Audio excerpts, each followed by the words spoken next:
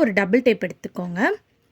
இப்போ இந்த டபுள் டேப்பை கொஞ்சமாக கட் பண்ணிவிட்டு அந்த கண்டெய்னரை பேக் சைடில் வந்து நம்ம ஒட்டிக்கலாம்.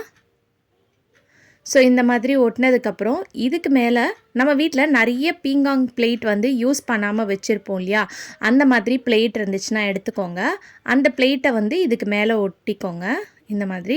ஸோ இது வந்து இங்கே டபுள் டேப் இல்லாமல் ஃபெவிஸ்டிக் அந்த மாதிரி வாங்கி ஒட்டினீங்கன்னா இன்னும் நல்லா கிரிப்பாக ஸ்ட்ராங்காக வந்து பார்த்திங்கன்னா உங்களுக்கு ஒட்டிக்கும். என்கிட்ட அது இல்லை, அதனால நான் டபுள் டேப்பில் வந்து உங்களுக்கு பண்ணி காமிச்சிருக்கேன். இந்த பிளேட்டுக்கு ஏற்ற மாதிரி கீழே இருக்கக்கூடிய அந்த கண்டெய்னர் சைஸ் நீங்கள் எடுத்துக்கணும்.